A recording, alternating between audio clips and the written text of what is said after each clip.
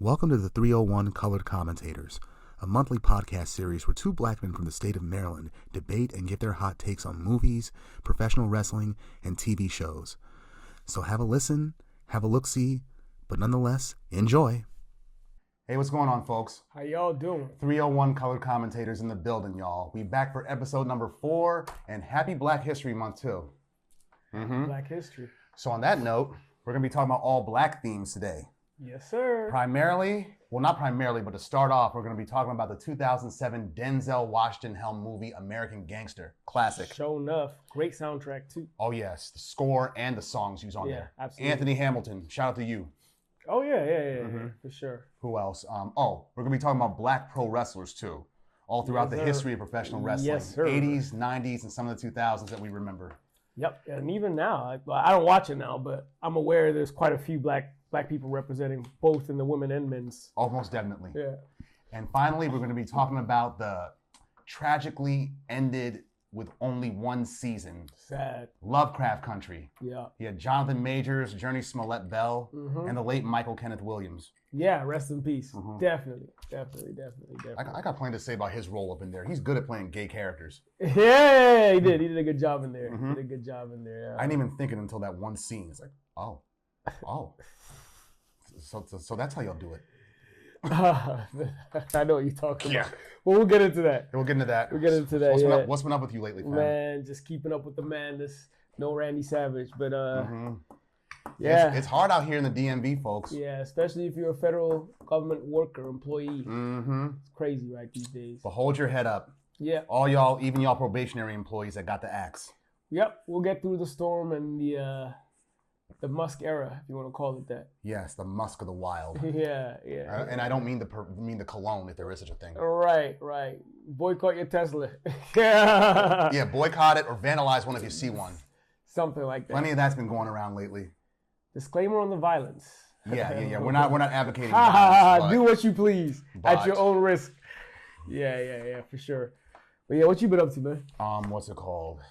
Staying in the gym a little bit more. I see it. I ran outside too yesterday. Yeah, we've had some the false the fall spring. Yep. We're in the fall spring phase. The fugazi.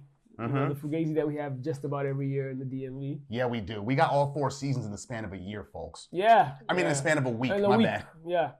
So we'll be back into regular schedule winter next week. Probably. More than likely. Or by the weekend. Snow. Who knows? Another snow, frigid cold. Who knows? Yeah, who knows? But I saw Captain America: Brave New World. Need to see it. Rec recommending. Disappointed? I was disappointed because a lot of the shit I saw in there, I'm like, you could have put this in a standalone Hulk movie. Oh, true. And the post-credit scene. What the don't you think we viewers already know this? Oh, true. I mean, maybe... It looks like I have something to unpack when I watch that, huh? Yeah, I mean, maybe if I see it again, I'll have a different perspective. But my initial viewing is like, come on. I expected more of the Captain America franchise, even with Chris Evans gone. Yeah, so I'm guessing they put a lot of emphasis on the Hulk in this one. The Red Hulk. The Red Hulk, which is played by Harrison Ford. Yeah. Who replaced William Hurt, may he rest in peace, as a General Ross, who does become the Red Hulk. Okay. But Harrison Ford, I'll give it to him. He's still spry, even though he's 81. Nice. Yeah, I haven't seen it yet, but I probably will by the weekend. I should have seen it. And speaking of superhero films, rest in peace, Gene Hackman, who played Lex Luthor in the original. So random, yeah, man. In the original Superman films, and his wife, and dog. And dog, yeah, it's crazy, man. They don't say foul play, and they say they've been dead for quite some time. It's probably carbon monoxide. That's what I was thinking, a gas leak or something. Yeah, something like that, because it's just so random that all of them died. All of them will be dead. Yeah. So. Things happen in threes. It was Roberta Flack, Michelle Trachtenberg from Harriet the Spy and Buffy the Vampire Slayer. Yeah, I saw that too. It was like, was it yesterday? Yesterday, yeah. Gene Hackman was this morning. Crazy, man. Crazy. It is. Crazy. But then again, tomorrow's promise to no one. Yeah, man. Yeah. It's sad. God bless the dead, man. And I respect the memory. I love the memories that they gave me, all of them. Yeah, and also big condolences and prayers to their family and friends and yes, indeed. loved ones, for sure. Indeed. Yeah, man. Wild stuff. Yes, indeed. Yeah. Anyway. For now. Yeah, we press on. Dive in. All right. Starting with our first topic of the evening, American Gangster. Yeah. This was directed by Ridley Scott, who we've also covered in Gladiator before. He also did that. Okay. Alien, Blade Runner, Legend with Tom Cruise. Shout out to that. The Martian. If you're a throwback, you know what time it is with that. Darkness, before Charlie Murphy. Good one. And Thelma and Louise.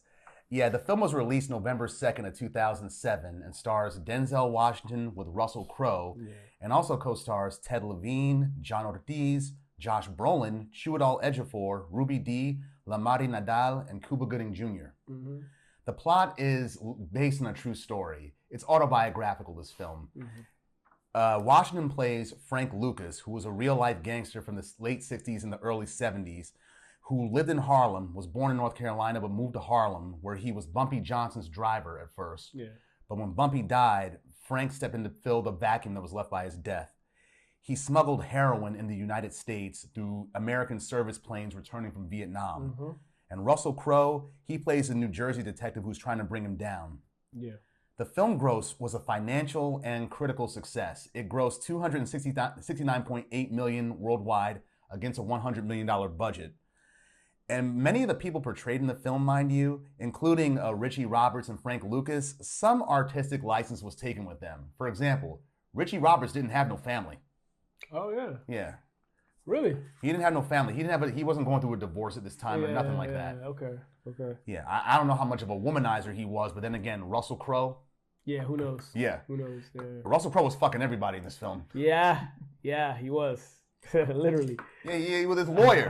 He was. He even charmed his lawyer during the trial. He's like, there's a room upstairs. Yeah, that was funny. You horn He dog. went up there and clapped. I saw it. That was actually in his apartment, though, but they probably did something in between that. Yeah. Some fun facts about the film. It was nominated for 21 awards, including 2 Oscar nominations, one for Best Art Direction and one for Best Supporting Actress with Ruby Dee. May she rest in peace. But she also won a Screen Actors Guild Award for Outstanding Performance by a Female Actor in a Supporting Role. Best Supporting Actress, basically. Yeah. And also, Antoine Fuqua, who directed Training Day, he was supposed to direct this film originally back in 2004 with Denzel and Benicio del Toro in the roles. Oh, okay. And with Ray Liotta and John C. Reilly in supporting roles, but the production was stopped for about a month before shooting. He did Black Panther too, right? Who? Fuqua. No, that was Ryan Coogler. Okay, I'm mixing them up. Yeah. Coogler got 4 movies under his belt, but considering the success of both Black Panther films, that man can afford to write his own ticket. Got you. Okay. Yeah, I'm mixing them up. Yeah, it's all right. You're right. Yeah. And here's another concern as well too. Universal canceled the film originally because of budget concerns. However, Denzel and Benicio del Toro, they got their salaries nonetheless. $5 million for Del Toro and Washington $20 million. Wow. But a pay or play deal was stipulated in both their contracts, regardless of whether the film was made or not. But once the project was once again greenlit by Universal and this time directed by Ridley Scott, Denzel got right back on, but didn't get an upfront fee. Oh, I see. Okay. Yeah. This film, I saw this opening weekend with the guys at the comic book store, and the Friday that we saw it, I was like, I gotta see that film again. I went back tomorrow, the next day, to see it. It was dope. Yeah, the acting, top-notch acting. They got 3 Oscar winners in the film. Denzel, who's won twice, once for Glory, once for Training Day. Yeah. Russell Crowe, who's won once. I don't see how that's possible. Just for Gladiator, yeah. Yeah, I know. He's really good. And Cuba Gooding Jr., who played Nicky Barnes in here, he won the Best Supporting Actor Oscar for Jerry Maguire.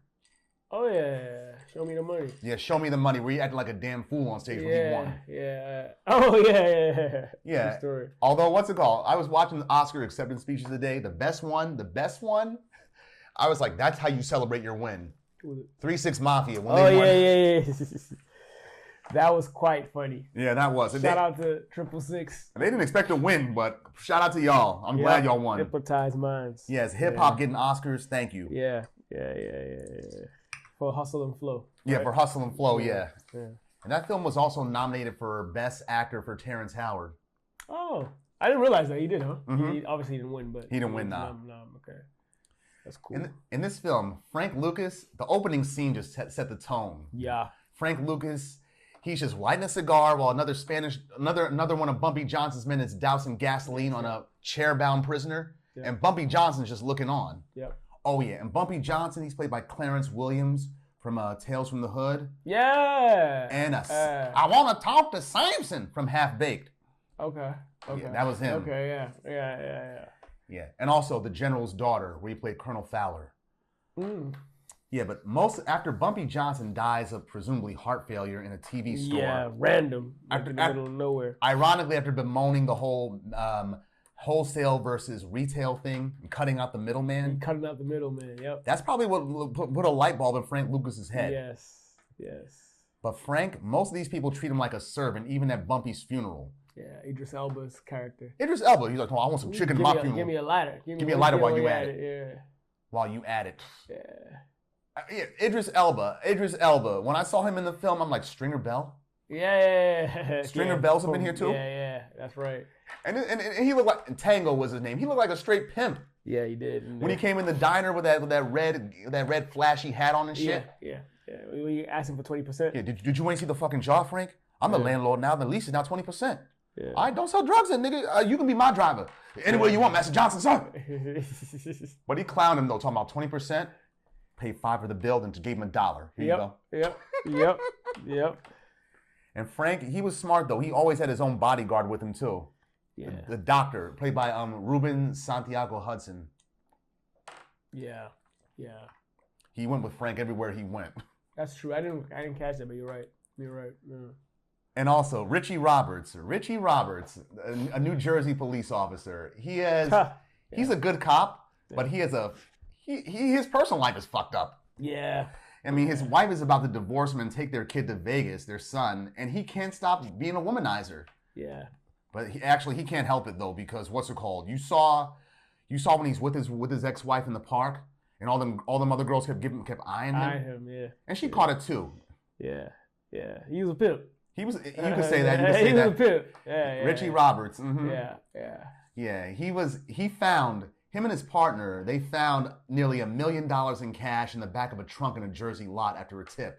And what does Richie do? Instead of keeping it for himself, he turns it in. He's counting it right in front of everybody at the station. And everybody's looking like, what the fuck are you doing? Yeah. Even his captain, who's actually a good captain. Yeah, he was like, dude, just... Are you out of your mind counting it in front of everybody? Yeah. Put it back in the bags and seal it up and take it on the evidence. Jesus. Yeah, seriously. Yeah, and like his partner... It's almost like he was naive about it. Yeah, it's like he doesn't care. Yeah. But his partner did care because it affected him too. Yeah.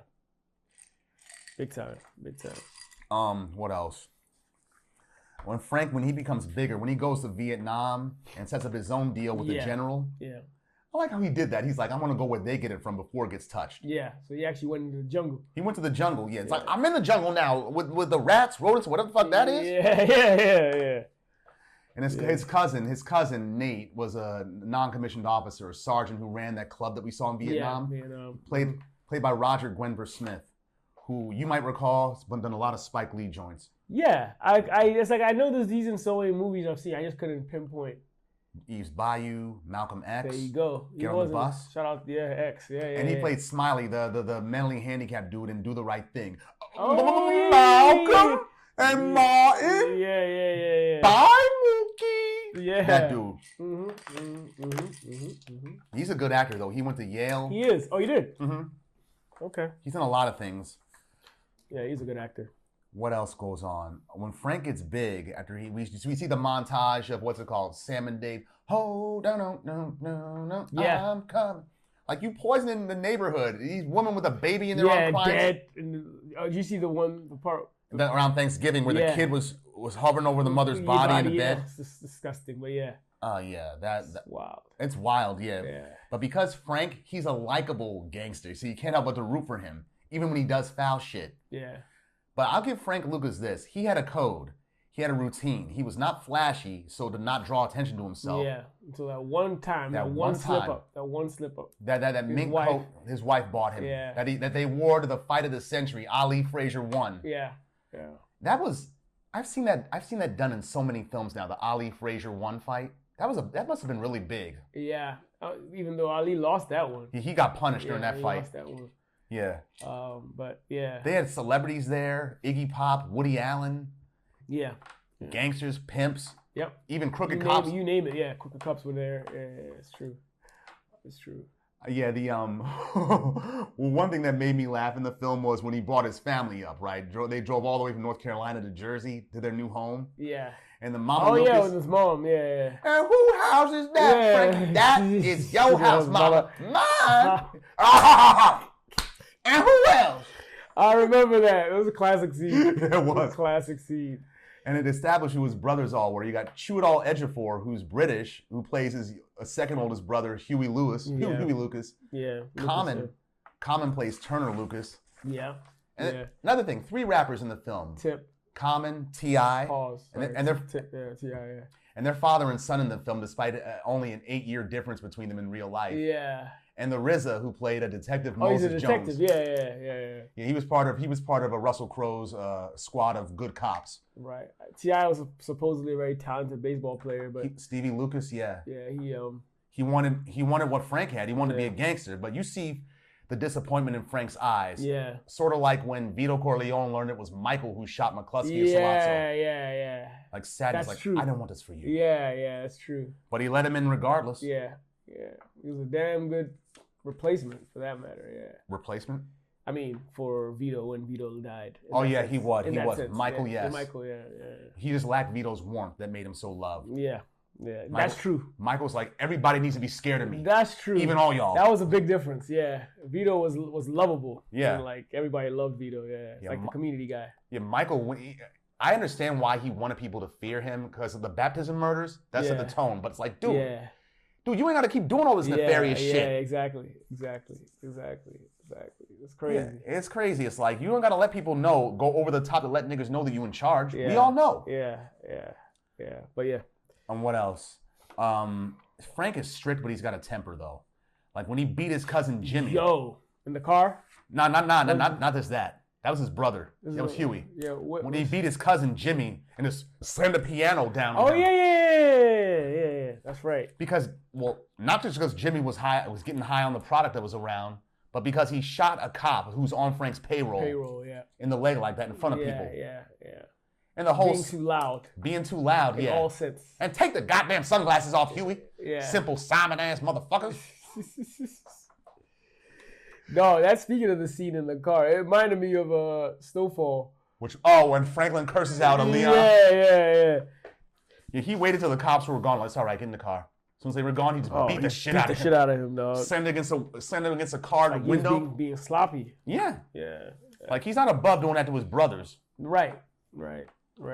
Yeah, everybody in his organization could get it if they mess up like that because they just the cops pulled them over and took some product from them.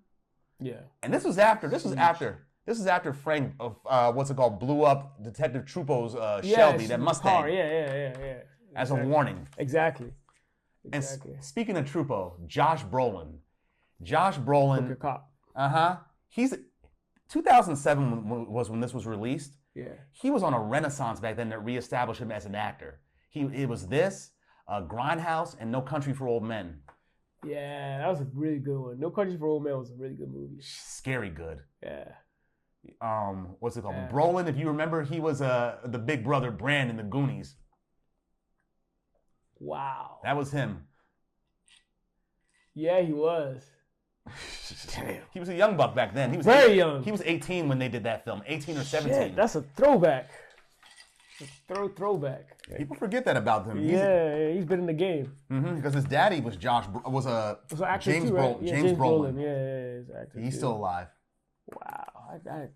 Wow. Goonies. Shout out to the Goonies. What else in the film? They incorporated a lot of music in the film like it was part of the time period. Like Anthony Hamilton singing Do You Feel Me? And Stone Cold in Frank's club, Smalls. Yeah. I'm like, this really encapsulates the 70s. And fashion and everything. Fashion, music. Very Afrocentric fashion from the 70s. Yeah, it's dope. That's actually a theme in both of the things we're covering, because even though that's a little bit earlier, it's like vintage Afrocentric fashion in the time. Like, it was like there was in Lovecraft as well. Yeah. Even though Lovecraft was based in the 50s, they still take it from a different time period. Exactly, I loved Well, I'll get into what I was thinking when we get into that. Yeah, okay, go ahead. Yeah, back to this, yeah. What else? The Jay-Z album, the one that was inspired by this movie. Yeah. They said he made that shit in 2 days after he saw the film. For real? I believe that he made the blueprint. I can see that. He's that kind of artist. He is. He goes in the booth, just listen to the beat. All right, I know what I want to do now. Yeah. Although there were plenty of remixes for the American Gangster Jay-Z album. My favorite one had to be Ninth Wonder's remix because his beats actually sampled from the 70s soul. Oh, so he just basically infused Jay-Z's voice over his beats? Yeah, pretty much. Took the acapellas from the American Gangster record and put it over his beats. I gotta listen to that. I haven't heard his. American Wonder is what it was called. American Wonder. Okay, I'll check that out. It's similar to what was done with the Black album when that came out. All the remixes for that. Yeah. The Danger Mouse Gray album where he just made Beatles sampling beats and put Jay-Z's vocals on it. Oh, yeah. That was good. Yeah. Incredibly illegal and out of print, but it's good. Yeah, American Wonder. I'll check that out. All right. I definitely will. I know you like that Ninth Wonder. Give me some of that good old love. Yeah, for Master Ace and them. Mm-hmm. There are a lot of historical things that were fact in this film as well, too. My mother and father lived in New York during the late 60s. And my mom would tell me, Si, that's exactly how them Italian cops dressed back then with them long leather coats. Really? Mm-hmm. And they motherfuckers were just taking shit out the evidence room, putting down fake names. Yeah. Whacking the drugs from the French Connection. Whacking those drugs down to nothing and selling it back to the criminals. Yeah. It was very crooked. They're very crooked. It's like, what are the criminals going to do with that shit? Yeah. They can't sell to no fiends. Yeah. Well, maybe they can, but the fiends are going to know it's garbage. They were all under the payroll, so they had to dissolve the evidence or find a way to kind of get it out of the evidence room. Yeah, exactly. It was easy back then. It's like it was like no cameras. People. The person who's supposed to be in charge of it barely cares. Forensic data wasn't intricate. I think DNA stuff came in like the 90s. Later, they could fingerprint somebody, but it's like but exactly the efficiency of it wasn't great at the time. No, it wasn't. It wasn't. That's exactly why Vito Corleone was able to kill Don Fanucci. With that one handgun, break it apart and put down a chimney. Exactly. Because what's it called? The forensic data didn't exist back then. Yeah, exactly. And besides, cops they're not gonna go in Little Italy's neighborhood. No way. Yeah. And the way they figured, one dead Don, one less Don. Yeah. Who cares? Yeah. Historical accuracies of Vietnam War. There were soldiers going for R&R, those kind of clubs that we saw, and shooting up heroin back then because it was so plentiful and easily available. Especially there. Yeah, and more powerful because Frank, that's what put him onto it right there. When them soldiers from Harlem came back and they told Frank about what was going on, then they get a taste on the house. Yeah. I remember that. This is powerful. It ain't nothing like that Nam shit. Yeah. And Frank, the light bulb went off in Frank's head. Yeah, he's like, oh, I could cash in on this. Mm-hmm. It's such a dangerous drug. It is. Heroin is probably cocaine. We've come far. I mean, as far as like its level of addiction. Heroin, yes. Yeah, it's bad. It's really bad. If you've ever been loaded on morphine at a hospital before, think of that as similar to heroin. Yeah, heroin's like tenfold. It's like That's why like you tend to see like heroin addicts. They never kind of recover. No, they don't. They want that high. They want that high again. It's very, very dangerous. It's like crack cocaine. The first time you hit it, you're gonna spend the rest of your time trying to chase that first high again. Yeah. Jesus, dude. And they show the level of addiction in this film that goes. It's during the Thanksgiving scene. I like how they juxtapose this. Frank Lucas is in his family with all of this great Thanksgiving spread. Yeah, the turkey. Saying prayers. Yeah. Richie Roberts is in his crummy apartment with like a tuna sandwich with potato chips. Yeah. It's like night and day as far as their economic status. Mm-hmm. Richie, that's what you get for being an honest cop and not taking that money. Yeah. It's crazy, dog. And who else? What was it? What else was going on in the film that I really liked? Oh, did you see any of the deleted scenes in the film? No, I don't. I'm not even sure if I have the Blu-ray yet. So I'm sure it's on there. It is. And the Blu-ray has a theatrical version and the extended version. Okay. One of which has a different ending. Because when Frank gets out of jail in the alternate ending, Richie Roberts is there to pick him up.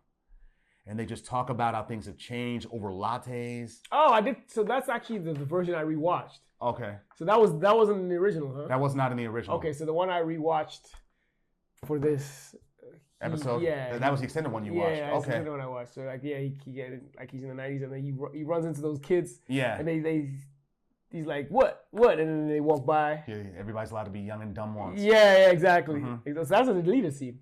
Yeah, it is a deleted scene. Oh, I see. Okay. Because the theatrical ending just ended with him just standing outside the jail cell as it closes, then freezes up on him with the Public Enemy song playing. Okay. But the end, I like the theatrical ending though. Him getting out of jail for that long and feeling out of place. Yeah. And like how the road had changed. Yeah. It was what it became, Malcolm X. Malcolm X Boulevard or and something. It used to be something else. It used to be something else when he was around, something like that. Yeah. Yeah, the original ending was better though. That's why I like that.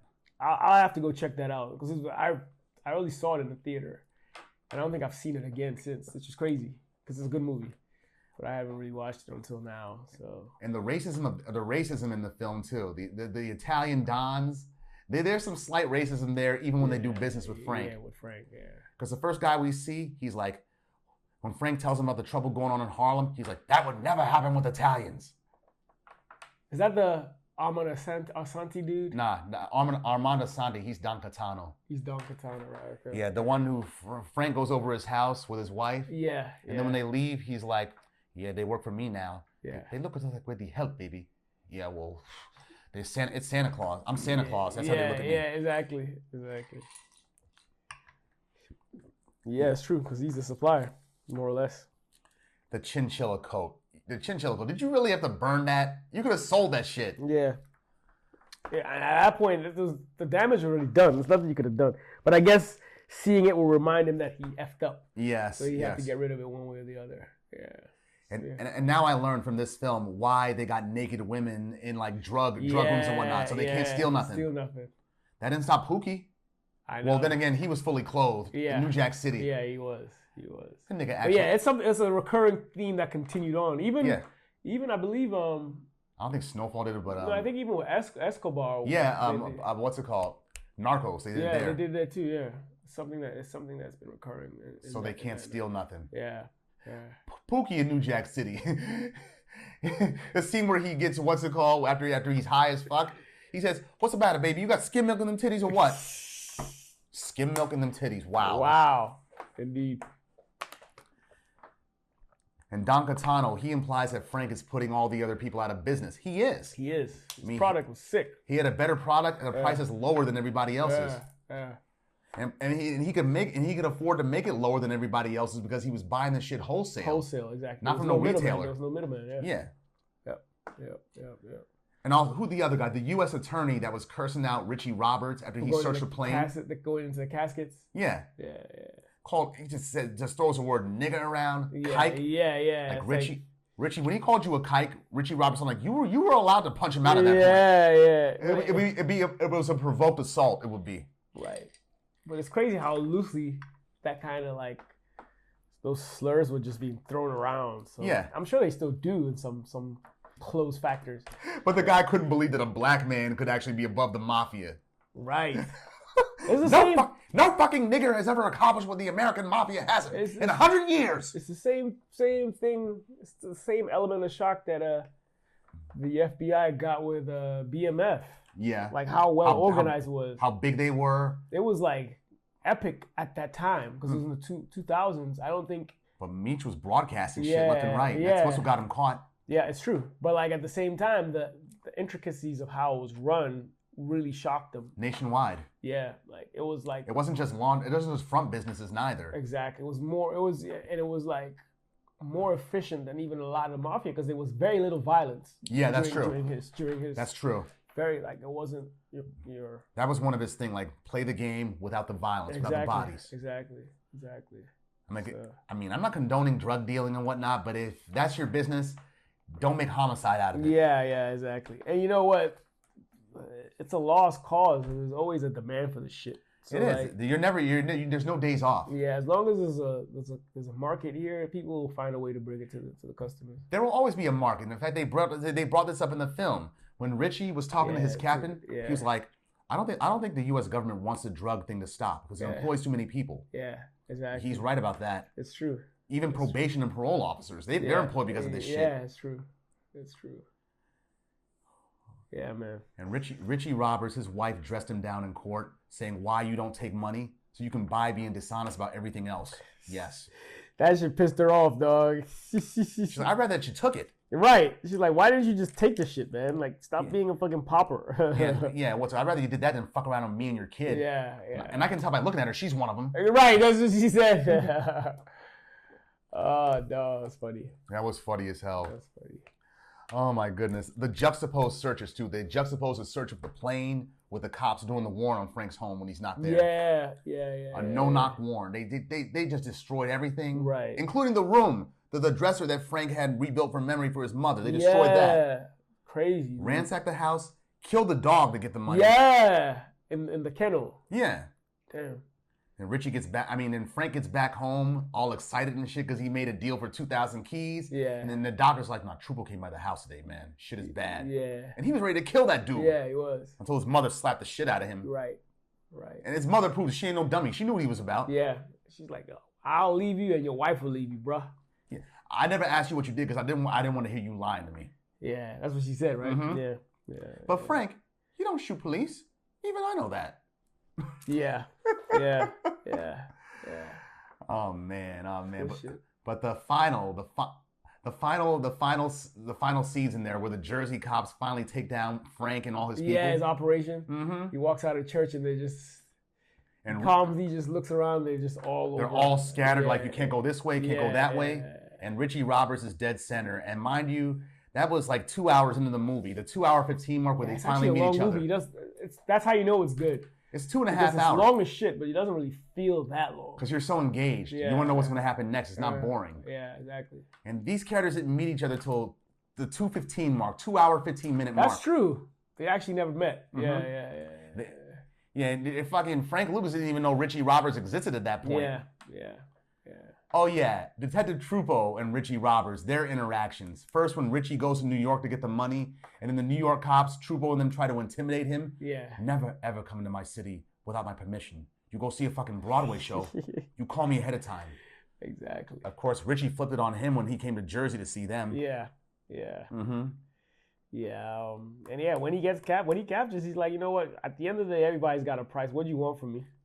Frank? You want names? You want this? Yeah. You want crime figures? Pick one. Jews, mixed, guineas. I don't give a fuck about crime figures. I work with all of them, so let me know what you want. They've been bleeding Harlem drivers since they got off the boat. Yeah. I'll take them too. Yeah. Wait, what you mean you'll take them too? Right. No, you didn't. You want cops, Richie? You want your own people? Yeah. They're not my people. Like, damn sure they are your people. They are your people. Yeah. Even though they do business with Frank. Yeah. Well, the crooked cops is what he probably meant. Right, that's what he meant. But Frank and him meeting for the first time, the running gag of Richie finding the $1 million in the trunk, it reached Frank as well too. But Frank's the only one that actually didn't clown him for it, really. Yeah. He's like, but you know Johnny Law, he got that money, right? Right. He's absolutely right. The cops took that money out the evidence room like they do in New York. Yeah. And you didn't get nothing for it. Pocket the shit. I'm not gonna lie. If I was a cop, I'd probably do the same thing. A lot of people would, dog. A lot of people would. You remember that episode of The Wire in season 1 where they raid the Barstows house? Yeah. And Herc and Carp, anybody around? No. All right, here you go. Right. All right, we good. Even that was also the case in that show we did a couple seasons ago, the Baltimore joint. We Own the City? We Own the City. Yeah, exactly. It's very similar. Yeah, they were all them cops were stealing money. But not one of them cops. Well, most of the cops in We Own the City, most of them don't got no redeeming qualities. Yeah. And they were based on real people. Yeah, exactly. But after that, after he, decided to work with them, he was responsible for incarcerating 250 drug dealers or something like more than 3/4 of the NYPD's drug force. Yeah, it's crazy. They're all corrupt. They were all, But Frank Lucas, he got a reduced sentence for his cooperation, but went to jail twice. Really? After? Yeah, once after that, he got let out, but then he went back in for violating parole. So he wasn't let out till 91, as the film shows in the end of the film. I see. Yeah, okay. Yeah, Frank and his brothers. And he's not even on the witness protection, is he? He's dead. Oh, yeah, recently. Yeah. Frank Lucas died like in the 2010s somewhere. Okay. Richie Roberts is still alive, I think. What did he pass? It was just natural death? Old age, yeah, and plus he was in a wheelchair, too. I see. And I remember when this film dropped, I remember when they interviewed him on BET, he looked in the camera and basically confessed, I told on all y'all. I gotta see that on YouTube. I gotta see that shit on YouTube. That's wild. I'm surprised nobody came back for him. Who's left to come back for him? That's true. They all locked, right? Locked or dead. Yeah. Nicky Barnes is dead. All them cops are dead. If they didn't get got in jail by some Russian prisoners. Yeah. And Frank is a troll too. Like he knew the cops were staking out, stalking him, so he has the doctor go out and give Trupo and them, here's some Cristal. Yeah. Yeah, this is a good film. It's American a good film. Gangster. Yeah. Is there any favorite? Do you have favorite scenes in there? Like a couple. Just the scenes where where they finally take down Frank and his organization. Yeah, I piece it all together. Because ironically, that project building where all the drugs are manufactured. Yeah, that's where Richie Roberts had to get his partner bail his partner out earlier in the film. And when he shot that drug dealer and tried to tell Richie to help him. Yeah. That's the same housing project. Okay. Yeah. Yeah, but the intricacy of Frank, what he did was he had like different front businesses throughout the 5 boroughs in Jersey. Yeah, to wash the money and shit. That he put his brothers in charge of. Collection and distribution points for dope and money. Yeah. It's like a car wash, laundromat. I remember there was a custom furniture store. Yep. A tire shop. Tire shop was another one. Mm-hmm. Yeah. And a cleaning service too. The Bayonne cleaning service. Yeah. The one that got the drugs out the coffins. Yeah, exactly. Yeah, I think Stevie, his nephew, ran that one. Yeah. It's good. Real good movie. Yeah, we recommend it. It's classic. Yeah, it is. Modern day, because not too many modern, especially like based on like the drug dealing, narcotics realm, hold their own like this one. This is good. So American Gangster, catch that. Yeah, for sure. All right, shall we? Okay, our second topic for the evening, we're going to be talking about Black pro wrestlers. They don't get enough shine. No. And sometimes they were just relegated to being like a one-trick pony gimmick or a sidekick, like Virgil. He. There. You know what? Yeah. Keep going. I'll interject. All right. What's it called? We had back in the day. We had the Junkyard Dog with the chains around his neck. Then we had The Rock's father, Rocky Johnson, and Tony Atlas. They were the first black tag team champions in the WWF. Yeah. That didn't last that long. Diesel, they were huge. They were huge. They had big dudes, though. Yeah. And other guys that had potential but didn't go nowhere, like Bad News Brown. He's actually one of my favorites. But I'll get into that later. But keep going. Yeah, Bad News Brown was a heel that even hated his fellow heels. Yeah. He had potential. The new Jack.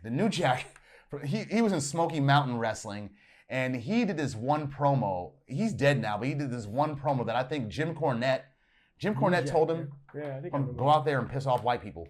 I remember him. Yeah. Remember we shared like a, you shared like a on YouTube. IG? Yeah, it was very racist. Like it was jabbing at white people. Oh, jabbing white people. O.J. Simpson, keep up the good work, brother. That joint, yes. Yeah. O.J. Simpson, keep up the good work, brother. Crazy work. Yeah, like I said, Jim Cornette. Shit was crazy work, yo. Yeah, Jim Cornette told him to go out there and piss off white people.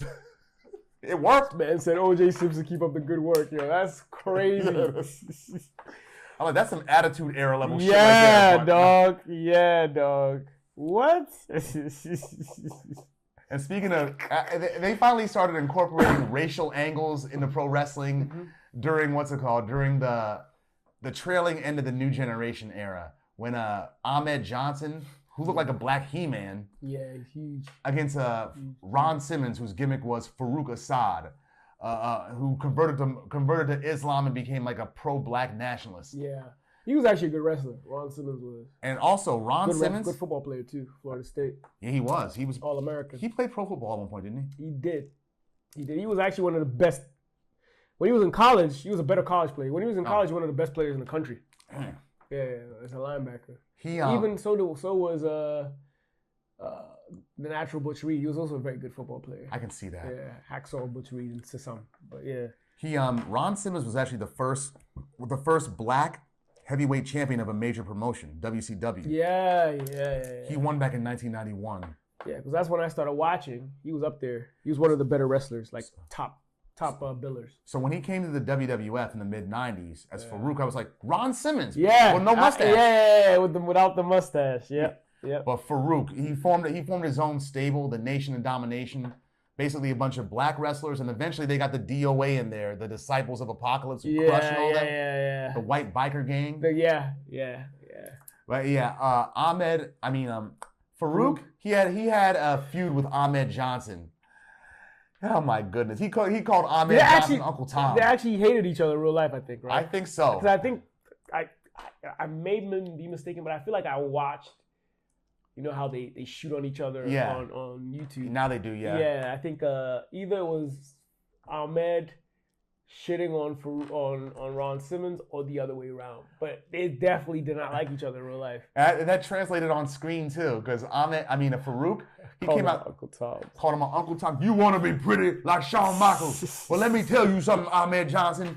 Your ass couldn't be white if they sandblasted your ass 20 goddamn times. Like, you can say that now? Hilarious. He said you couldn't be white if they sandblasted you 20 times.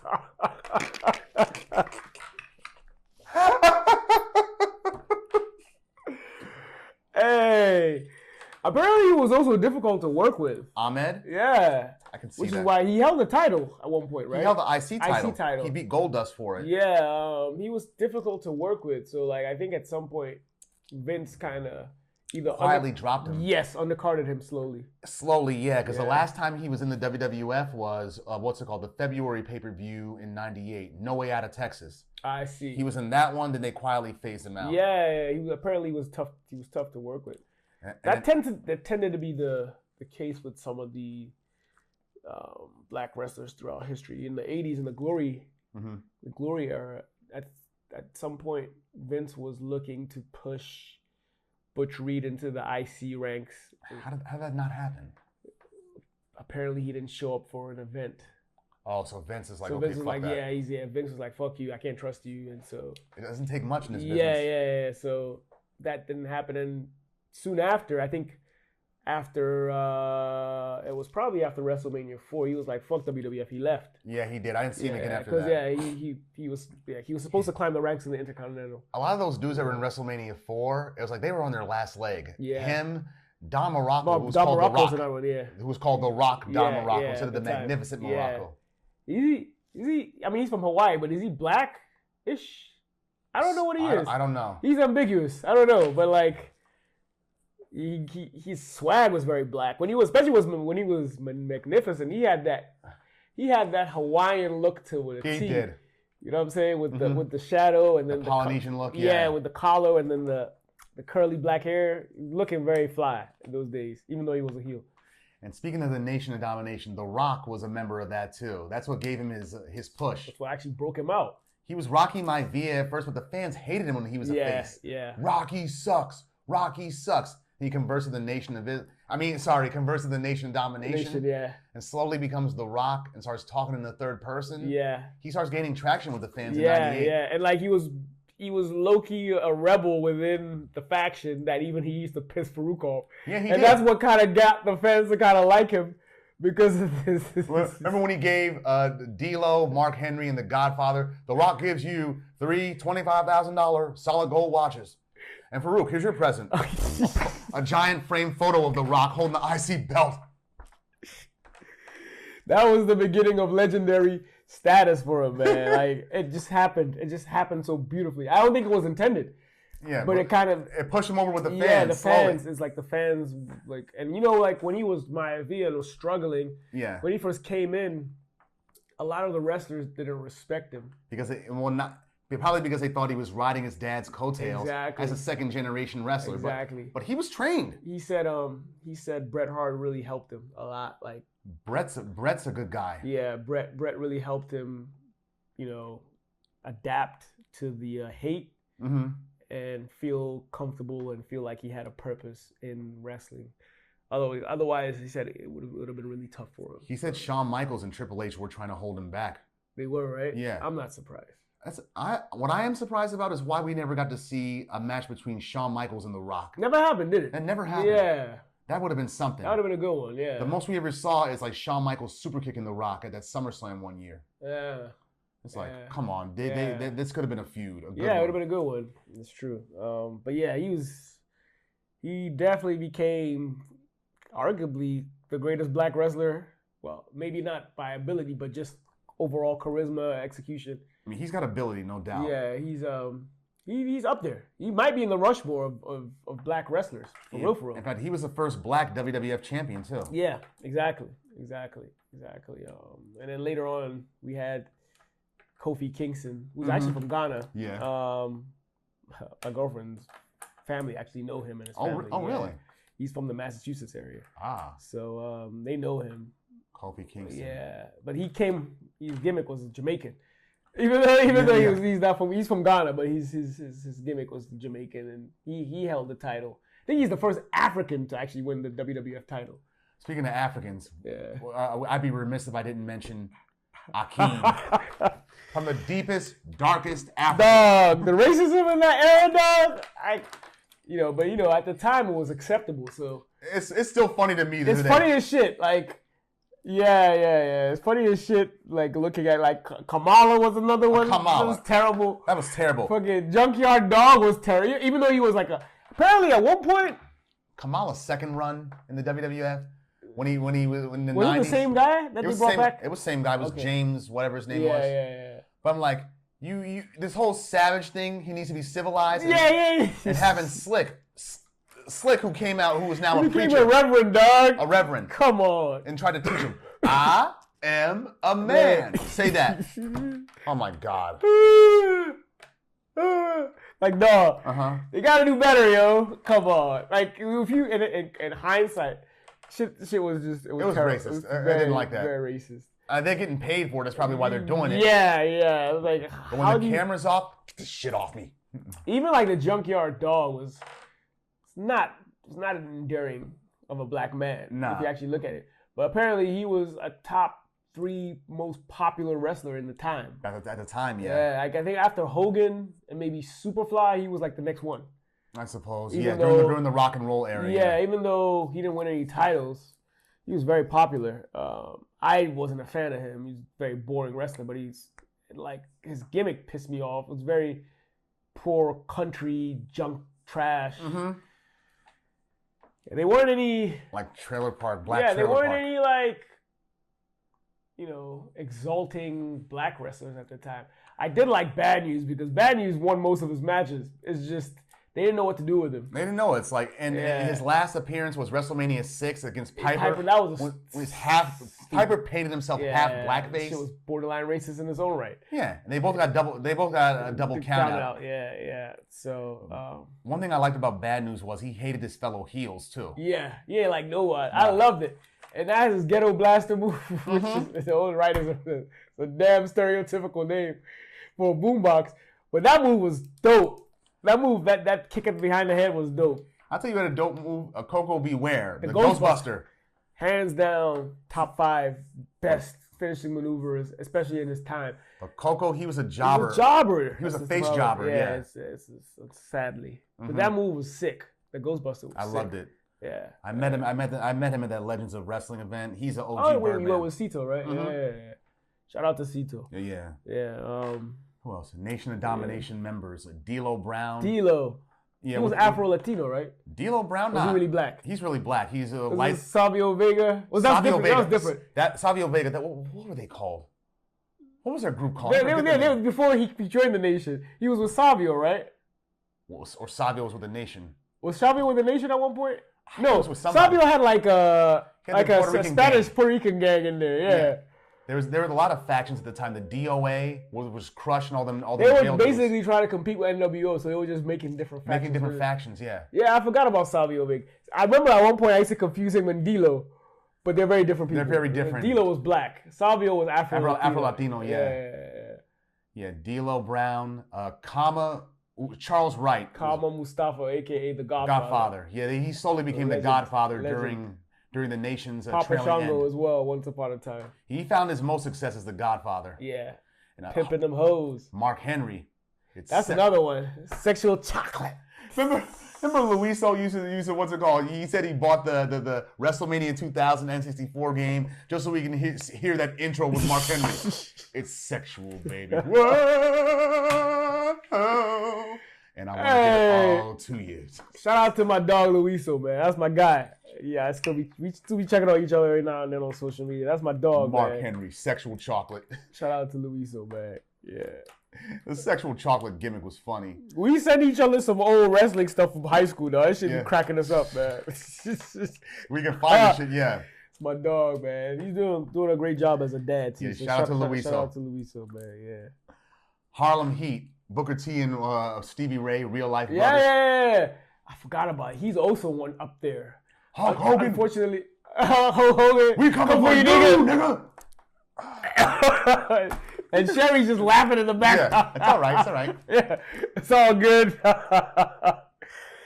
Shout out to Booker T, because he, unfortunately, like his rise to stardom was after I kind of stopped watching. Yeah, but he was a big deal around that, like the early 2000s, right? And Vince Russo, when he was WCW's head writer, the Bash at the Beach incident, when he kept mentioning, I came here for all the guys in the back. Yeah. For Booker T's, the Jeff Jarrett's, who actually give a fuck about this company. And Hogan, you big bald son of a bitch, kiss my ass. You said that was fake, but there was some truth to it. There was some truth to it. Yeah, it was a work shoot. It looked like it was real. That's what a work shoot is. Yeah, he sold it. He sold it well. Yeah, that's what Nash did the same thing back in '99 when he came out on Nitro and just cursed out WCW. But then at the end of the episode, it was real. That was all a joke. Wow, I see. But yeah, when you got us believing this shit like that, it's like, holy shit. You killed it then. Yeah. But yeah, Booker T was another great black wrestler. His brother Stevie Ray joined the NWO at one point. Yeah, the Harlem Heat. Yeah, man. I love their theme music, Harlem Heat. Yeah, that was dope. I still remember it, actually. Also, Virgil, when they finally gave Virgil a push. Another like, shit was... They didn't know what to do with him. Beyond $1 Million Man. That shit was also hella racist, bro. Like, the Virgil gimmick, the master slave... Well, he was a master, he was a bodyguard, but like, he more or less was a fucking slave/butler. You could call him a house nigga. Yeah, more or less. You could, yeah. Like the way he was portrayed. And then especially in 1990 when they really started do my toes, Virgil. Yeah. Clean the boots off. Clean my boots off. Yeah. While you're down there, clean off Brother Love's boots. Right. You take the $1 million belt and you wrap it around my waist. Just hit him in the head with it and walked off. Yeah, man. Like, good for you. Man. Good for you at last. I didn't catch it as a kid, but then when you get older, you're like, this is so cringe, you know what I'm saying? And even Ted DiBiase would say at the time we didn't see any racial angle in there at all. Yeah. But he sees how it can be interpreted as that. Yeah. There and then like to today's wrestling, I don't watch, but there's a lot of like, as far as the African American section of the wrestling world, a lot of it is taken up by women. The one of all the newest wrestlers that I've watched in the past few years, after like post Attitude Era, the one black wrestlers that stand out for me, and this is because I can't stand their gimmick, the New Day. I don't even know who that is. Good. Word. I can't stand their gimmick. Bootios. The black dudes? The black dudes, yeah. Oh shit! I've never heard of them. I have to look it up after the show. Yeah, that's one reason why I can't watch the wrestling no more. It's just, I know like people like Bianca Belair is popular now. She has she also has a reality TV show with her fiance who I think is also in wrestling. Jade Cargill. She's another one. Yeah, Jade Cargill's another one. Kelani Jordan. Oh, you remember Jackie? I remember Jackie. From Mark Merrill's old bodyguard. Yeah. She's still in it, I think. Oh yeah. Right? She's not. I don't think she wrestles, but she's still like a backstage. Yeah, she still comes back and stuff. Okay. Because I remember Jackie's feud with Sable. Yeah. And Sable pulled her top off at what's it called? Mayhem. Pay-per-view. Was it a pay-per-view? It was a pay-per-view. Mayhem in Manchester back in November. I remember that. December of '98. Back when our teenage hormones were like, oh, show them titties. Every female manager or wrestler at the time. Yeah, they were basically objectified women at the time. They were the Attitude Era. Yeah. All the women that were on the roster, they just made semi-porno out of them. Yeah. Like it's crazy how like that wouldn't even fly today. No, it won't. Almost cringe. It won't. Although I still love Terry Runnels. Oh, shout out to her. Yeah, yes. Shout out to her. She's like Marlena. In fact, she used to be with New Jack. Oh, really? After she divorced Goldust, she got with New Jack for a little bit. Marlena. Mm-hmm. Jada Parker is another one today. I wish I knew how good they were as performers. Kaden Carter. Let me see who else. B Fab. These are all black women that are Naomi. Naomi, I know her. Lash Legend. That's another wrestler. I think I saw. Here's one that stood out for me. One of them black female wrestlers. They beat Lacey Von Erich. Oh, okay. Yeah, before she retired. I see. So there's Ava Rain, Alicia Tyler. I've heard of her. She's on NXT. Alicia Taylor. Yeah. Okay. Samantha Irvin. Yeah. She's an announcer, I think. Oh, really? Yeah, she's fine as hell though. Okay. There's a couple of them. The reason why I know is like I follow this soccer YouTuber. I still follow soccer. He's a big WWE guy, so like sometimes WWE uses him to kind of bridge the UK diaspora with wrestling. So sometimes they get him tickets to come to like the event. So he goes to WrestleMania and shit. I got you. So like he talks about some of the female wrestlers that are black and very much like college basketball last year. Yeah. The female ranks of pro wrestling, they've become more interesting. Yeah. Way more interesting than the men. I actually follow this year even. I follow college basketball. The girls, they doing it up, man. I even have favorite players and shit. So shout out to them. I say my favorite female basketball player of all time, I have to say, Kelsey Plum. She's good. And for the record, she ain't Puerto Rican. She's Irish white. Yeah, she's a good player. She's cool. Good, solid player. And shout out to Diana Taurasi. She just retired. Legend. She's a legend. UConn. Yeah, she's a legend. A couple of good ones now. Juju Watkins. What's the shorty's name from Notre Dame? She's good. I don't know why I just drew a blank, but she's really good. She's a freshman. Nice with it. Yeah. Point guard, yeah. See, what happened to some of these wrestlers, though? Ron Simmons, he found new life with Bradshaw when they were the Acolytes. Oh, yeah! And then later, the Acolyte Protection Agency, the APA. Yeah. Like you pay us, we'll protect you, but in the meantime, play cards and drink beers. Yeah. Crazy. Crazy. And Tony Atlas, he came back as Saba Simba. That was him? Yeah. Let me tell a quick story about Tony Atlas. You remember that MTV Ultrasound back in '99? Where they looked at him, Triple H in China, and Billy Gunn? Yeah. Talking about their lives as pro wrestlers? Yeah. And they showed Tony Atlas. I mean, he didn't save his money.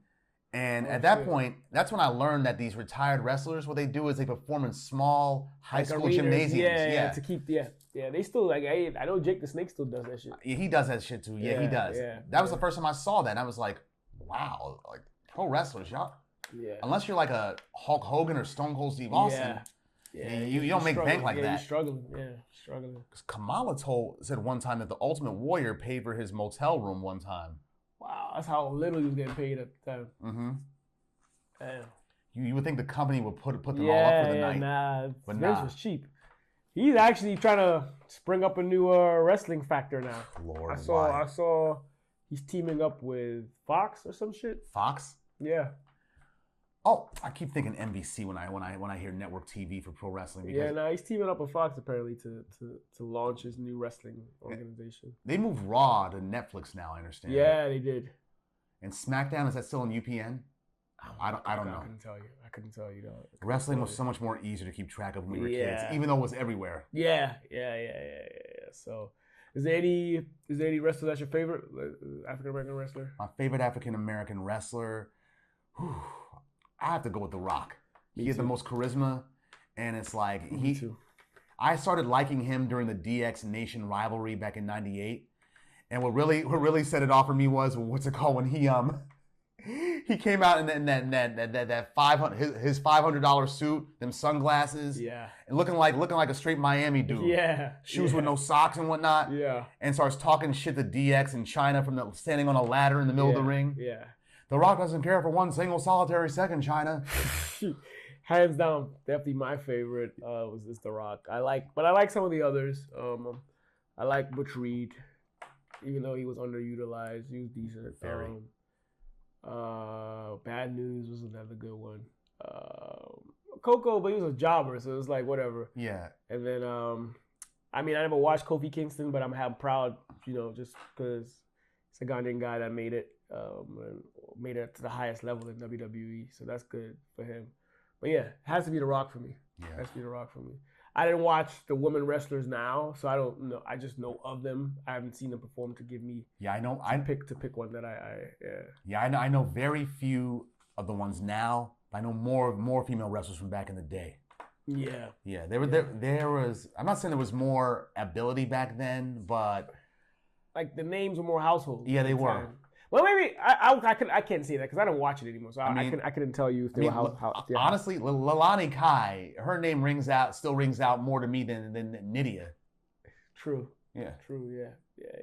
So, but yeah, given that some of them have reality shows, they're probably doing something good now. So yeah, shout out to them, and then shout out to all the people of color in pro wrestling. In the pro wrestling world. Yeah, for sure. All y'all with abilities who keep at it, who give a fuck about your promotion.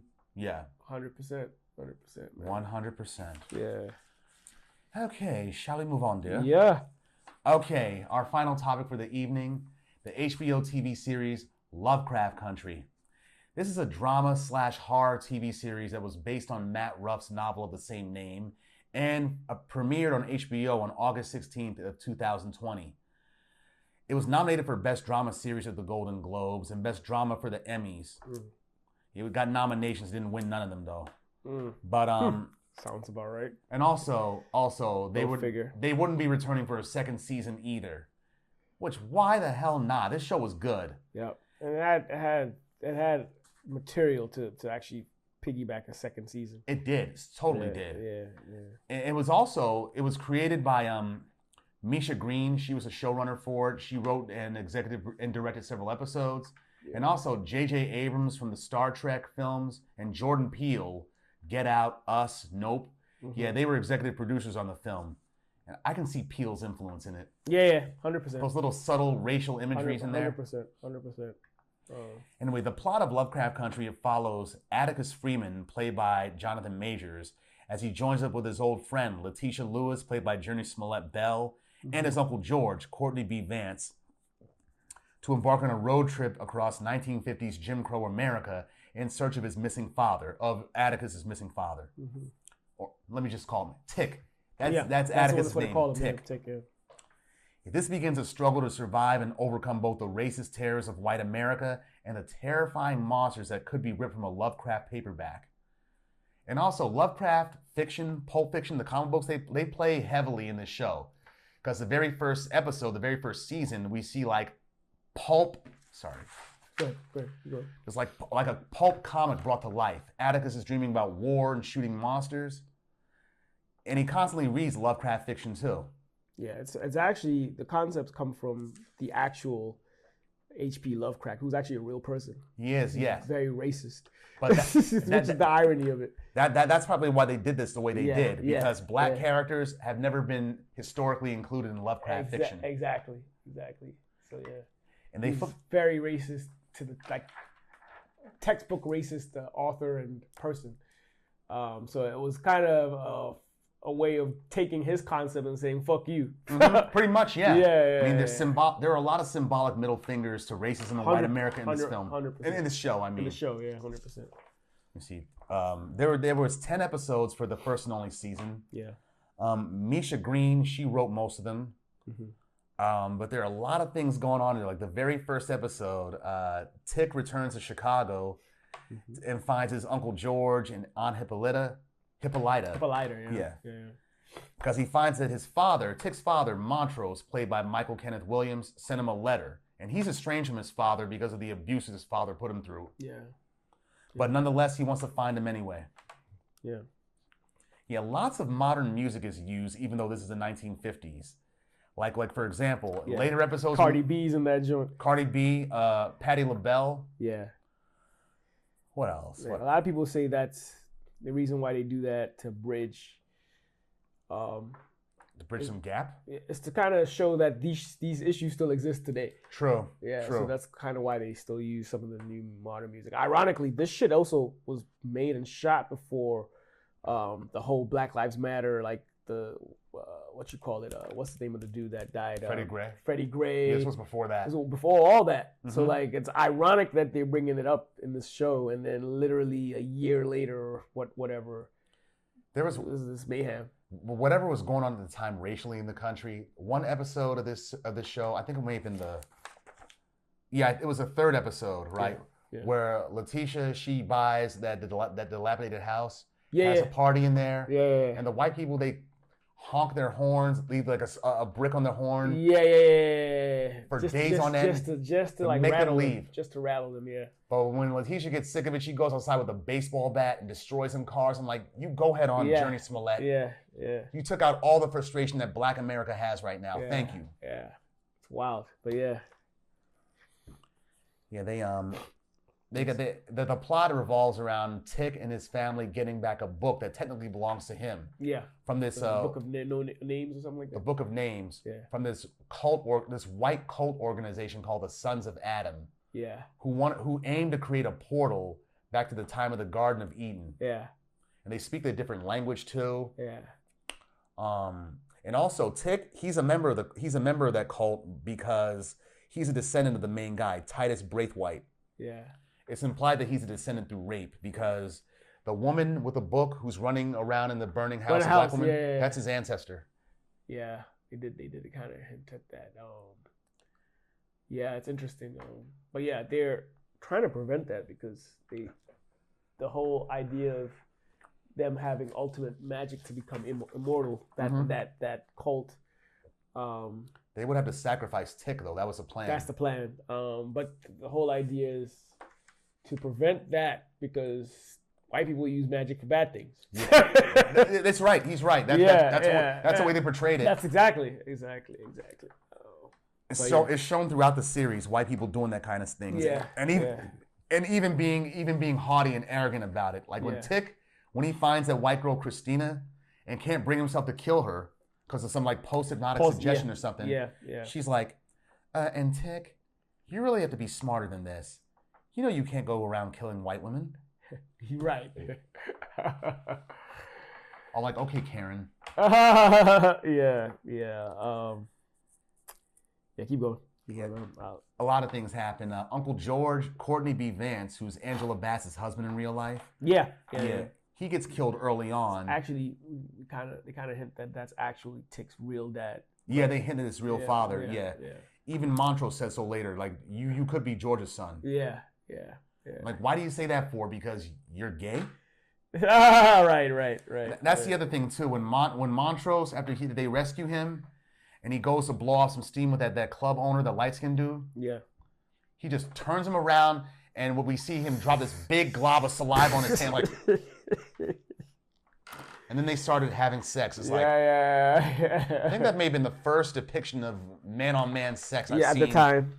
I've seen in a modern production. At the time, because I think after that, Brokeback Mountain notwithstanding. Yeah. And I think after that there were other shows like P-Valley where you see that kind of acted. Yeah. And it's more prevalent now. Like Power Book 2, Drew's character. Yeah, it's true. Yeah, I mean, they show explicit sex scenes with him and another dude. Yeah, that's true. You gotta be a brave actor to do that. Yeah. I'll give it to him though. Michael Kenneth Williams, he's good at playing gay characters. May he rest in peace. Montrose, for sure. Yeah. Omar Little from The Wire. Yeah, that too. Yeah, that's true. But yeah, her dad, Christina, whatever. Yeah, Titus Braithwaite. Yeah. Or what's Samuel Braithwaite. Yeah, you notice. That was Samuel. I mean, that's Tony Goldwyn from Ghost. Yeah, I noticed that. Yeah. Mm-hmm. You notice he had like black skin. They'll use black skin. You know that was a real thing. Using black skin in those kind of So there are a lot of, even though this is fictional, a lot of the stuff they actually use, they use factual things to depict some of the scenes in the show. So there was a time during like Jim Crow and slavery that white people believed like black skin and black body parts were good for medicinal purposes. So they would like literally skin black people alive and wear their skin. And they'll use their skin. What kind of Silence of the Lambs Buffalo Bill shit is so that? Like a lot of this shit like it's not coincidence. Even in Get Out, where they're taking people's body parts for That's probably a reference to that. Yeah, it was a real thing that like they believed we had ultimate genes, so like our skin or genetics could be used for medicinal purposes. So they would use that for experimental things. So like plastering skin onto wounds and stuff was something that was a real phenomenon. Okay. It's kind of crazy, but it was real. It was real. And the themes about trying to be white in here too. Like Ruby's character. Yeah, her sister. Played by Wunmi Mosaku. She's an English Nigerian actress. Yeah. And she was also, a year later after this, she was with Jonathan Majors in Loki, both seasons. I haven't seen that, but yeah, cool. Yeah, and she also reprised her same character in Loki in the Deadpool and Wolverine movie. Okay. Yeah, she definitely, there were also layers in that, but go ahead. I'll add it. There's a point of contention because her character is Jurnee Smollett's character is half sister. Yeah. And they have a point of contention because they got different fathers, and because Jurnee Smollett's character always come by when she needs money. Yeah, and then I mean they also like point out a common theme even today in black families and the black dynamic of like colorism and siblings. Yeah. Where like the lighter skinned person kind of thrives because of societal perceptions and stuff. So like they're closer looking to white, so we'll treat them a little bit better. Exactly. So there was some resentment there, and also Ruby was tired of living as somebody that was hated and just wanted to be accepted and loved, which is why she flirted with William. Yeah, and then also like took that potion to become white. And only to realize that white people ain't shit. So like they're just as terrible to their own kind as they are to black people in a different way. She says basically what's it called that she liked having she didn't need her privilege was her currency as a white person. Yeah, exactly. And then she also realized like yes, she's 2 steps behind because not only is she black but she's a woman. And when she became a white woman, she realized, well, they're not equal to white men. There's another hurdle right there. So that dynamic was kind of illustrated in the show. And when the potion wears off of her being a white woman, when it wears off, she changes back violently. Like she's sloshing off her skin and whatnot. Yeah. It's a good production. I was like... Yeah, it was dope. Yeah, it was. Yeah. What else? And Montrose, the only time we see him smiling is when he's in Sammy's club, dancing and happy for the first time. Yeah. His story is also interesting. They also paint within like the family dynamic of the black people family dynamic of passing down trauma. Yeah. From like. Slave residuals. Yeah, exactly. From generation to generation. Montrose was beaten by his father. Yeah, so because he was gay. Exactly. And when Tick showed even the slightest hint of femininity, he beat him. Yeah. So like that was his way of trying to prevent him of becoming who he was, which is living in hiding, basically in denial and in the closeted. So he and that also built resentment between Tick and him. It did, yeah. Tick hated him for the longest time. And he considered Uncle George and Aunt Hippolyta his parents, really. Right. And like we said, George may be his real father. Right. Exactly.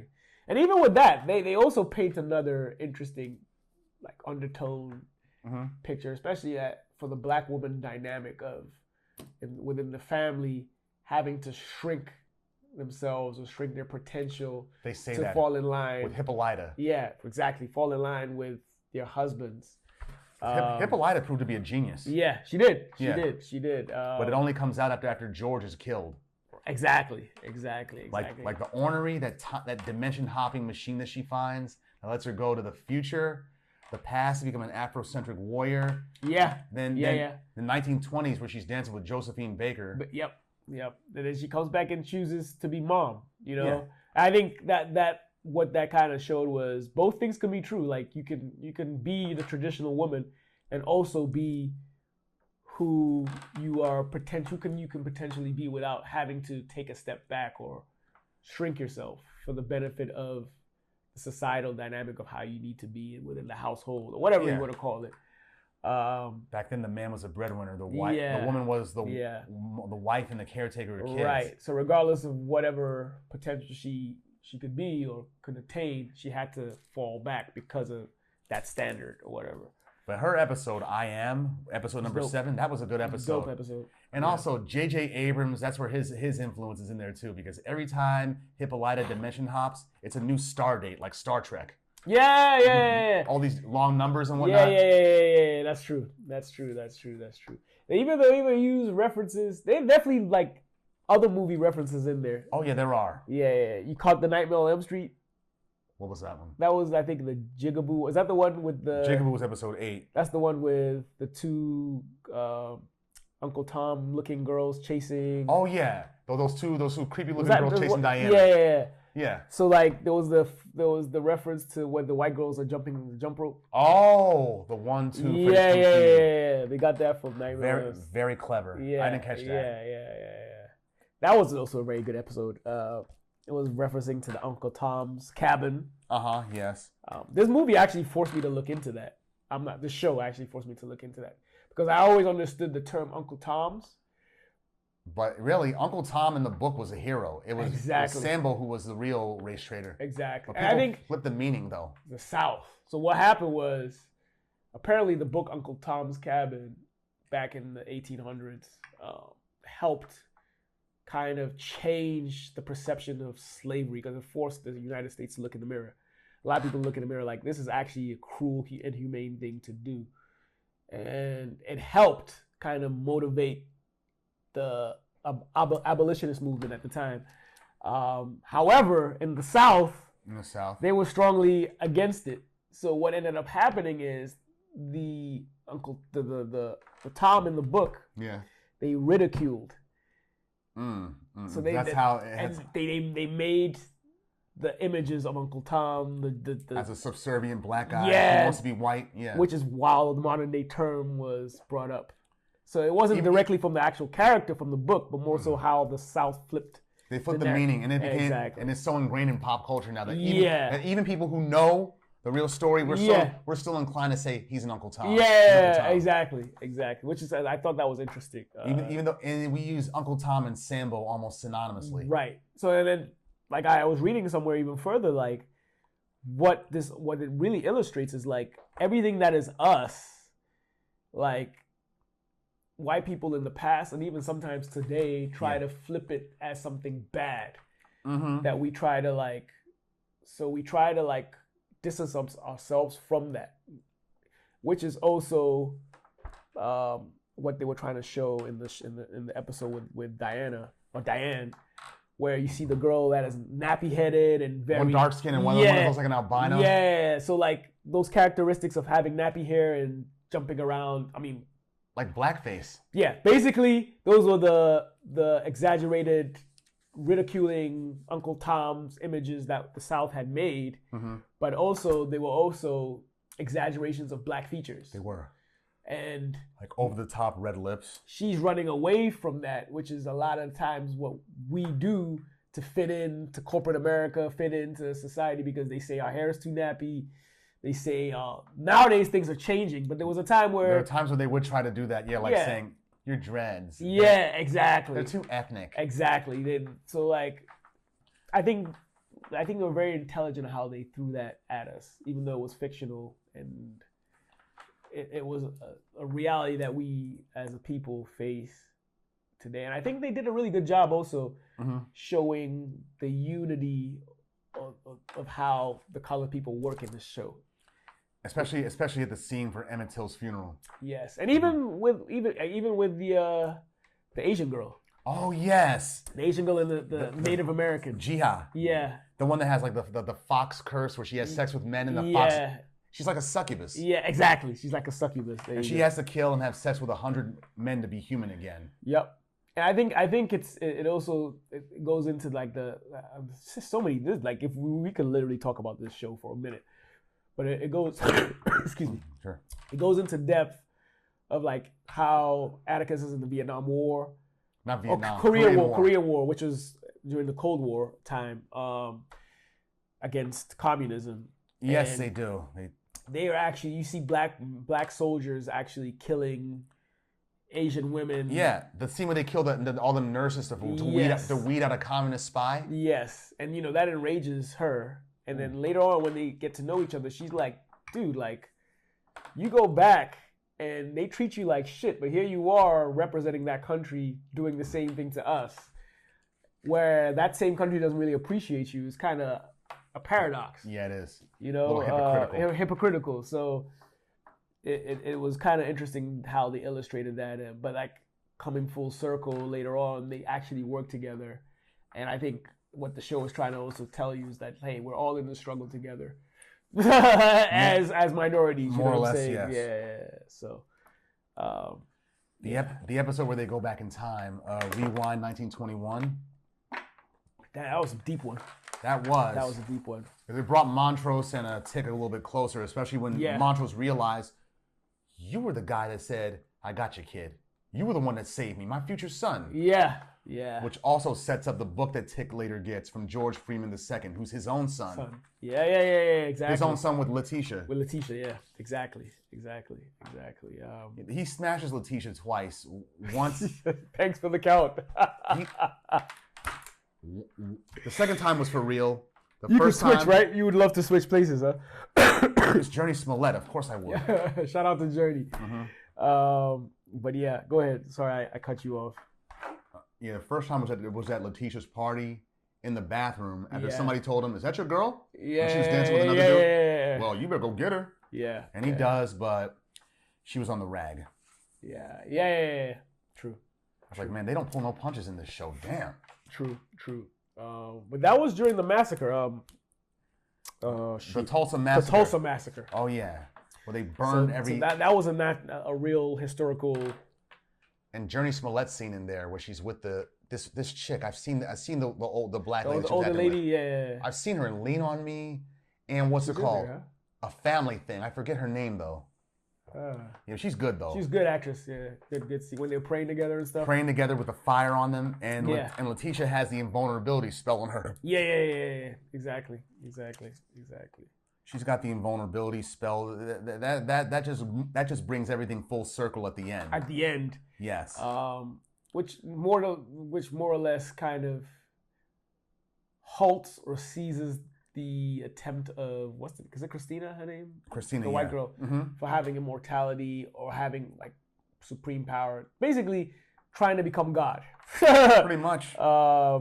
Which kind of opened the door to a second season, but unfortunately we're not getting one. But yeah.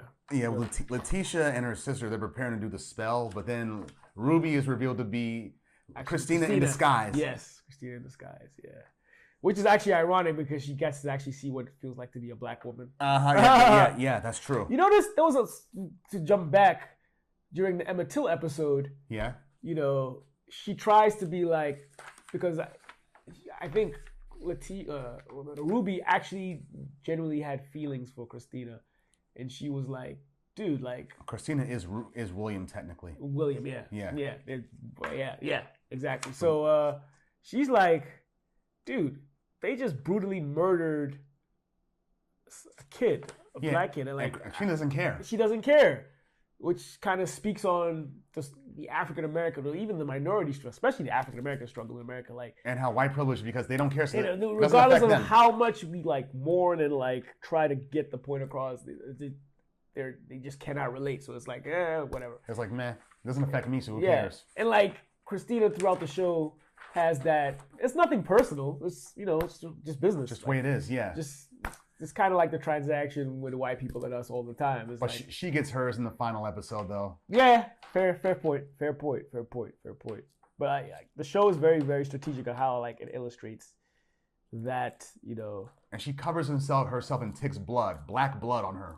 Yeah. Go to the ceremony. Yeah. That's true. You realize how crazy the psychological parts of this show is? Like, for example, the scene, I think it was either episode 3 or 4, when they go to the sundown town or whatever. What do you call it? Artem? Yeah, and then like they eventually get caught by the cops. That was the first episode. Was it the first episode, rather? Yeah. See, I don't even know which one. And the cop was like, "What's it called? Well, sundown is in a few minutes, so you better get before you leave the county." Yeah. As soon as they got over the line, They thought they were free, and it's like they're barricaded cops. Yeah, exactly. Like you set them up. Yep.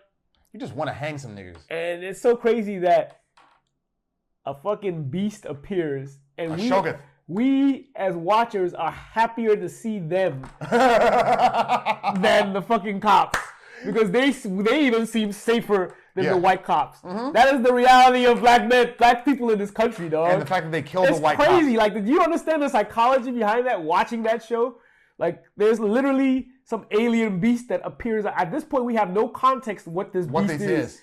But seeing it is like a relief compared to having us be next to fellow human white people. That is crazy psychology and real. Especially considering they kill all the white people too. Right. You know the funny thing? Apparently there's still, if you Google modern day sundown towns, there's apparently a lot. There's some still left? There's a lot. I don't know how real it is. Apparently Silver Spring used to be one.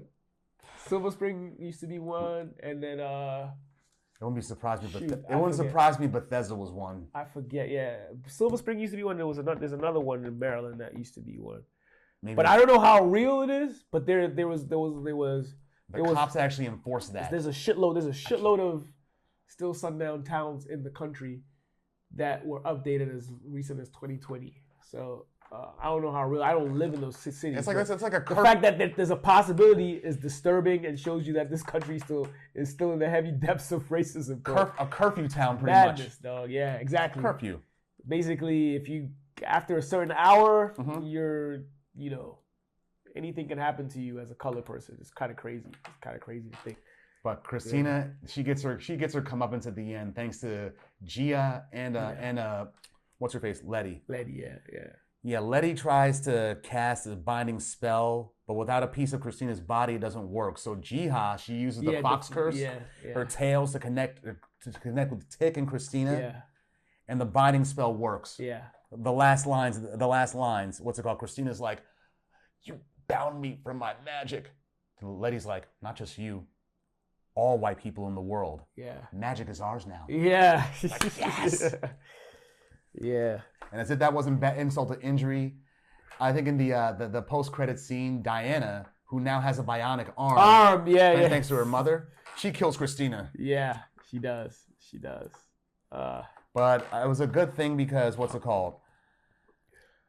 We actually see the burning house that Tick and Letty see in their dreams. That's actually the ancestral plane, like in Black Panther. Oh, yeah. Because they're talking to an ancestor or some relative whose spirit resides there. And Letty, she's learned a new meaning to life, family, and the need to learn magic. Especially now that she's carrying Tick's child. And Tick, he dies. Yeah, he does. You remember that scene? I forget where they're dispelling. Is it white cops or was it just, I forget who? And then like all the ancestors come out from the dead, literally from their different torture. That may have been I forget. They literally show you how they were tortured. One lady had her baby cut out of her stomach. Oh. Her titties cut off. These are like real torture methods that were happening during slavery and. I think it may have been the 1921 episode. Yeah, maybe. Yeah, in Jim Crow era. Yeah. This is real. So there's a African American history museum in Baltimore. Oh, in Baltimore. Baltimore. Okay. That shows you some of the torture methods. They cut off boobs. They used to cut out the baby from pregnant women. Which will do what? The baby's gonna. Dog. The baby wouldn't even survive. Yeah, bro. It's. They were just the horrible. shit that we endured through is crazy. Like, why do they hate us so much? They hate us, but they want to be us too. It's crazy, dog. It's true, but it's crazy.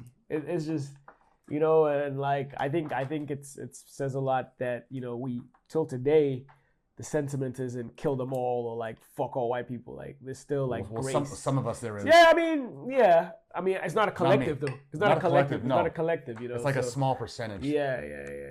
So I think especially in modern times now, where we are seeing elements of this wipe out certain demographics, you can learn from black people in this sense. How to survive it. You know, if you know what I'm getting at, you know what I'm getting at. I don't want our show to be what you call it, demonetized or censored if I if I name drop certain things or certain groups of people here.